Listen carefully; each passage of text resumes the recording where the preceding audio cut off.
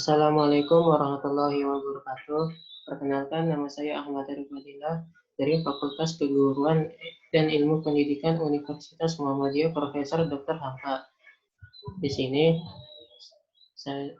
saya ingin mempresentasikan proposal penelitian saya yang berjudul Evaluasi Pembelajaran Online Matematika peserta didik kelas 4 SD Negeri Mustika Jaya 7. Video ini dibuat untuk memenuhi nilai UAS mata kuliah metodologi penelitian. Yang pertama ada bab 1. Latar belakang masalah. Pendidikan adalah proses pengubahan sikap dan tata laku seorang atau kelompok orang dalam usaha mendidik manusia dengan melakukan upaya memberikan pengajaran serta pelatihan. Tujuan pendidikan yaitu mencerdaskan kehidupan bangsa serta dapat memiliki perilaku serta karakter yang baik. Pelajaran matematika adalah pembelajaran yang dapat meningkatkan kemampuan berpikir kita secara logis, melatih ketelitian, kesabaran, kesadaran, dan dapat memberikan kepuasan terhadap seseorang yang dapat memecahkan masalah dalam suatu perhitungan. Selain dapat memberikan kemampuan serta ketelitian, pelajaran matematika juga berguna untuk menanamkan sikap-sikap yang baik oleh seorang murid.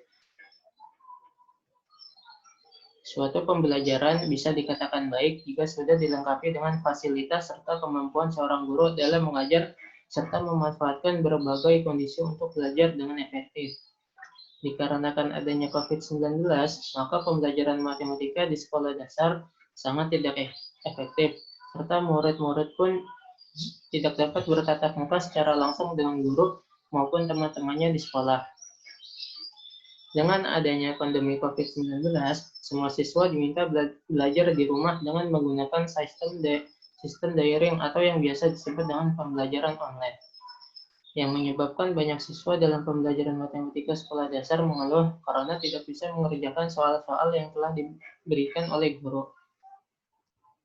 Karena siswa kesulitan dalam mengerjakan soal-soal yang telah diberikan oleh guru dengan media sosial. Kemajuan teknologi sekarang sangat pesat.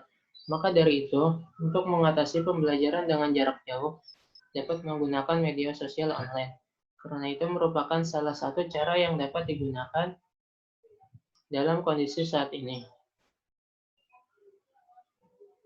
Yang kedua ada fokus dan subfokus penelitian. 1. Yang menjadi fokus dalam penelitian ini adalah para peserta didik. Karena penelitian ini bertujuan mengevaluasi pembelajaran matematika di masa pandemi seperti saat ini. Dan yang menjadi subfokus dalam penelitian ini adalah guru. Dikarenakan bagaimanapun guru harus mempunyai kemampuan menggunakan teknologi dalam memberikan materi pembelajaran di kelas di masa pandemi COVID-19 ini. Yang ketiga, pertanyaan penelitian. Bagaimana solusi dari evaluasi pembelajaran matematika di masa pandemi seperti saat ini? Yang keempat, ada tujuan penelitian. Yang pertama, untuk mengetahui pelaksanaan pembelajaran online matematika peserta didik kelas 4 SD Negeri Mustika Jaya 7.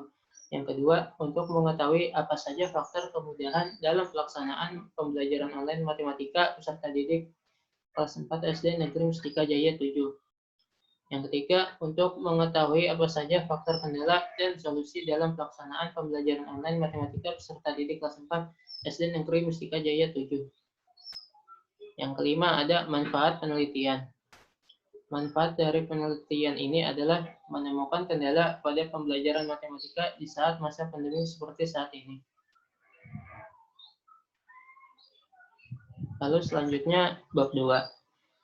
Yang pertama ada deskripsi konseptual, fokus dan subfokus penelitian. Yang pertama ada definisi pembelajaran daring. Daring merupakan singkatan dari dalam jaringan, sebagai pengganti kata online yang sering kita gunakan dalam kaitannya dengan teknologi internet. Daring adalah terjemahan dari istilah online yang bermakna tersambung ke dalam jaringan internet. Pembelajaran daring artinya pembelajaran yang dilakukan secara online, menggunakan aplikasi pembelajaran maupun jejaring sosial. Pembelajaran daring merupakan pembelajaran yang dilakukan tanpa melakukan tatap muka. tapi melalui platform yang telah tersedia. Segala bentuk materi pelajaran didistribusikan secara online. Komunikasi juga dilakukan secara online, dan tes juga dilaksanakan secara online.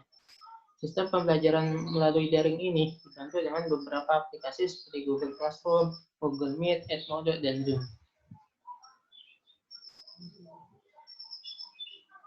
Sistem pembelajaran daring tidak mau harus tetap dilakukan di tengah pandemi COVID-19.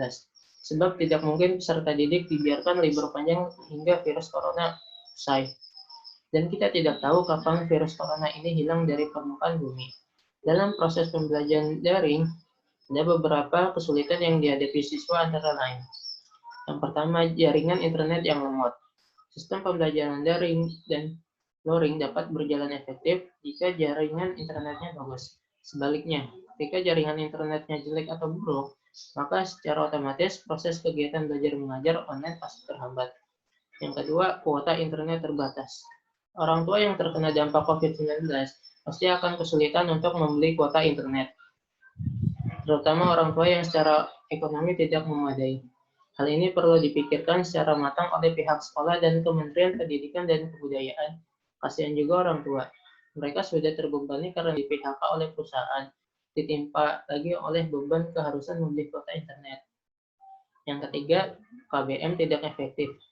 Sistem pembelajaran daring tentu tidak efektif pembelajaran di sekolah. Hal ini terjadi karena beberapa faktor. Misalnya pengurangan jam mengajar. Guru-guru yang hanya biasanya mengajar 4 jam di sekolah, terpaksa hanya mengajar selama 1 jam. Dampak selanjutnya adalah peserta didik akan kesulitan memahami materi yang banyak dalam waktu yang relatif singkat.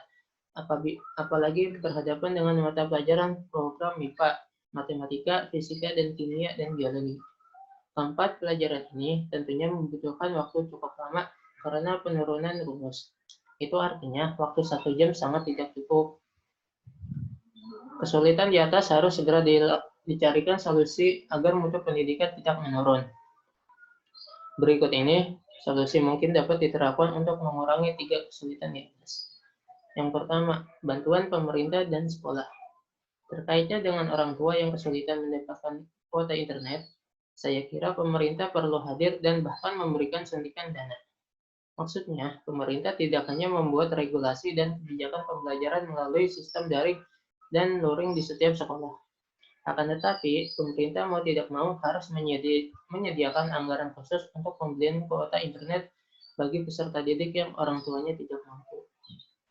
Yang kedua ada masalah KBM yang kurang efektif. Sekolah dan para stafnya perlu menemukan cara tersendiri agar materi yang dipelajari sebisa mungkin dapat dipahami oleh peserta didik. Tidak harus memaksa peserta didik untuk memahami materi secara 100%. 50-70% saja sudah cukup. Setidaknya mereka tetap memahami materi yang sedang dipelajari. Yang kedua ada penelitian yang relevan.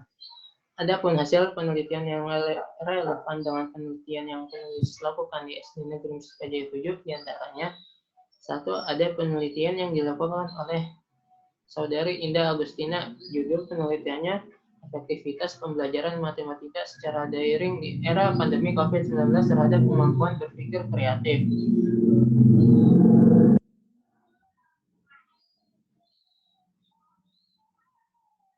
Jenis penelitian ini ialah penelitian kualitatif.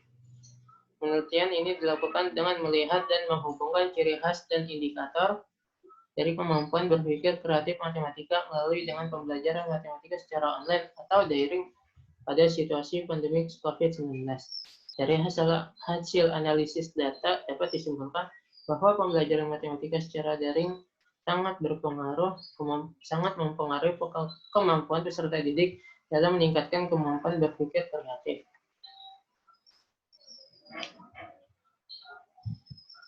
Lalu yang ketiga ada bab 3, metodologi penelitian.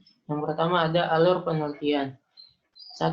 Membuat pertanyaan pada Google Form. Yang kedua, mengirim Google Form yang telah selesai dibuat kepada wali kelas dan disebar melalui grup WhatsApp kelas 4. Yang ketiga, menganalisis jawaban peserta didik yang telah mengisi Google Form tersebut. Yang kedua, ada tempat dan waktu penelitian. Penelitian ini dilakukan pada peserta didik kelas 4 SD Mustika Jaya 7 dan dilakukan pada tanggal 25 Januari 2021. Latar penelitian adalah tempat di mana peneliti melakukan penelitian. Tempatnya berlokasi di SDN Mustika Jaya 7 Kota Bekasi dengan jumlah siswa 28 siswa. Terdiri dari 20 siswa laki-laki dan 8 siswa perempuan. Alasan peneliti melakukan penelitian di tempat ini adalah karena sekolah ini di mana nanti akan menjadi tempat mengajar saya. Penelitian ini dilaksanakan pada hari Senin, tanggal 25 Januari 2021. Yang keempat ada metode dan prosedur penelitian. Metode sama artinya dengan metodologi, yaitu suatu penyelidikan yang sistematis dan formulasi metode-metode yang akan yang digunakan oleh peneliti. Sedangkan penelitian adalah semua kegiatan pencarian, penyelidikan, dan percobaan serta alamiah dalam suatu bidang tertentu untuk mendapatkan fakta-fakta atau prinsip-prinsip baru yang bertujuan untuk mendapatkan pengertian baru dan menaikkan tingkat ilmu serta teknologi. Metodologi penelitian yang digunakan dalam penelitian ini adalah menggunakan metode penelitian kualitatif. Metode penelitian kualitatif sering disebut metode penelitian naturalistik karena penelitiannya dilakukan dalam kondisi yang alamiah. Hal ini menunjukkan bahwa pelaksanaan penelitian ini memang terjadi secara alamiah, apa adanya, dalam situasi normal yang tidak dimanipulasi keadaan dan kondisinya, ditekankan pada deskripsi secara alami.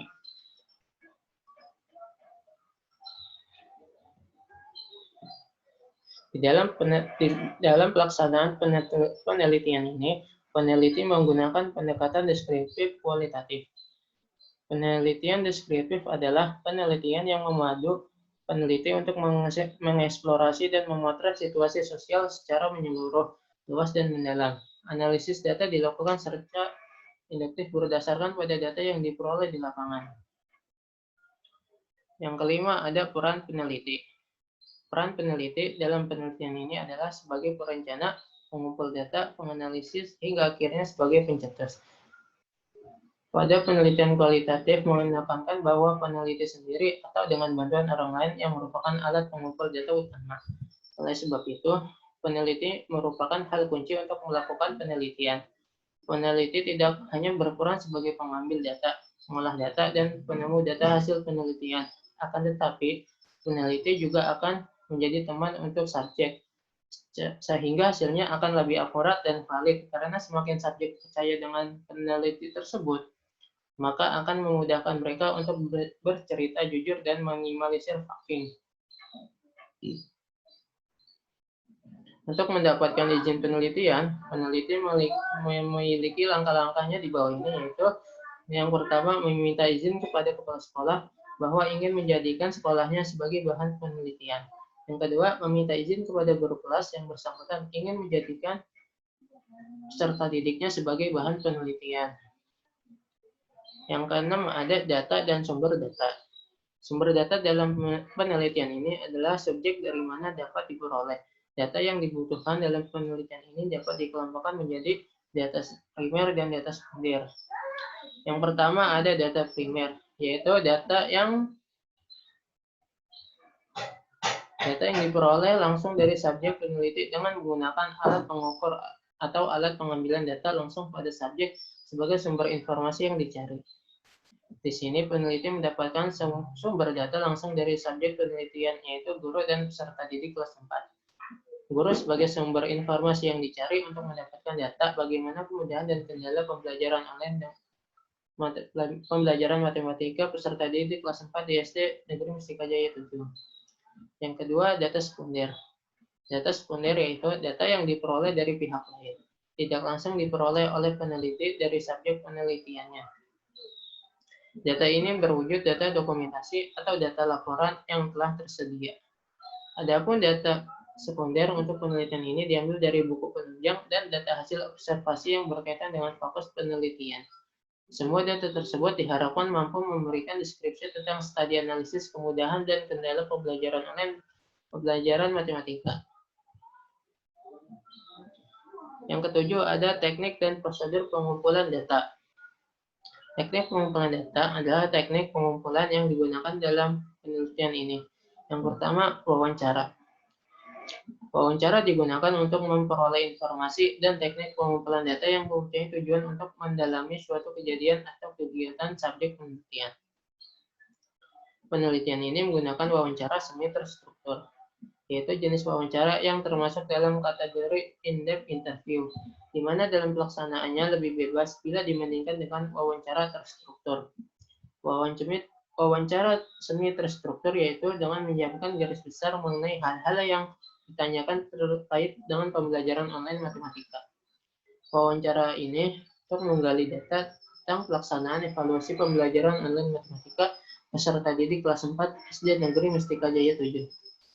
Yang kedua ada observasi. Observasi adalah metode pengumpulan data dalam suatu kegiatan mencari data yang dapat digunakan untuk memberikan suatu kesimpulan atau diagnosa. Teknik pelaksanaan observasi ini dapat dilakukan secara langsung, yaitu pengamat berada langsung bersama objek yang diselidiki, dan tidak langsung, yakni pengamatan yang dilakukan tidak pada saat berlangsung suatu peristiwa yang diteliti. Yang ketiga, dokumentasi. Dokumen merupakan rekaman kejadian yang ditulis atau dicatat, yang dapat berupa catatan anekdot, surat, buku harian, dan dokumen-dokumen lainnya. Peneliti ini menggunakan metode dokumentasi digunakan untuk memperoleh data tentang jumlah peserta didik di SD Negeri Mustika Jaya 7, jumlah guru di SD Negeri Mustika Jaya 7, dan sarana-prasarana yang digunakan sebagai media pembelajaran, dan segala hal yang berkaitan dengan topik penelitian. Yang kedelapan ada teknik analisis data. Makna sentral masalah dalam penelitian kualitatif lebih bersifat eksplorasi pemecahan masalah dalam kehidupan sehari-hari atau pencarian atau pengembangan model dari suatu praktek terbaik yang dilakukan dari suatu institusi agar ditemukan makna di balik semuanya. Analisis data kualitatif adalah upaya yang dilakukan dengan jalan bekerja dengan data, mengorganisasikan data, memilah-milahnya menjadi satuan yang dapat diceritakan kepada orang lain. Pada saat wawancara, penelitian sudah melakukan analisis terhadap jawaban yang diwawancarai. Bila jawaban yang diwawancarai setelah analisis belum memuaskan, maka peneliti akan melanjutkan pertanyaan lagi, sampai tahap tertentu diperoleh data yang kredibel. Aktivitas dalam analisis dilakukan secara interaktif dan berlangsung secara terus-menerus sampai tuntas. Aktivitas dalam analisis data yaitu data reproduction, data display, dan conclusion drawing atau verification. Maka dari itu, teknik analisis adalah suatu kegiatan untuk memperoleh data yang lebih dikumpulkan dengan teknik pengumpulan data seperti observasi, wawancara, dan dokumentasi. Proses pertama, mereduksi data berarti merangkum. Memilih hal-hal pokok, memfokuskan pada hal-hal penting, dicari tema dan polanya. Proses kedua, data display. Dalam penelitian kualitatif, penyajian data bila bisa dilakukan dalam bentuk uraian singkat, bagan, hubungan antar kategori, layout, dan sejenisnya. Proses ketiga, menarik kesimpulan. Kesimpulan dalam penelitian kualitatif merupakan temuan baru yang sebelumnya belum pernah ada. Temuan berupa deskripsi atau gambaran suatu objek yang semuanya sebelumnya belum jelas. Lalu yang kesembilan ada pemeriksaan keabsahan data.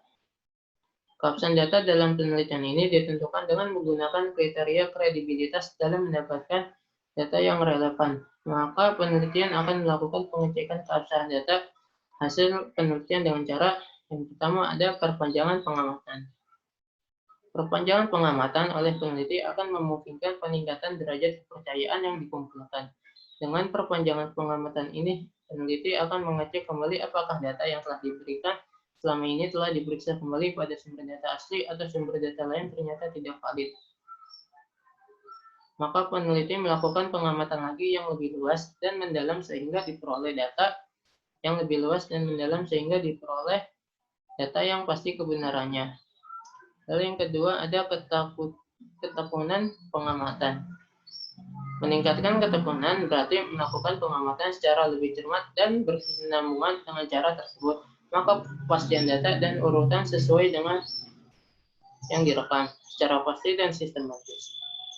Peneliti akan meningkatkan kembali pengecekan terhadap data yang didapat, apakah data yang telah ditemukan itu salah atau tidak. Sebagai bekal peneliti, untuk meningkatkan ketekunan adalah dengan cara membaca berbagai referensi buku maupun hasil penelitian atau dokumentasi yang terkait dengan pelaksanaan daring pembelajaran matematika. Demikian presentasi yang dapat saya sampaikan, kurang lebihnya mohon maaf. Wabillahi taufiq wal hidayah. Wassalamualaikum warahmatullahi wabarakatuh.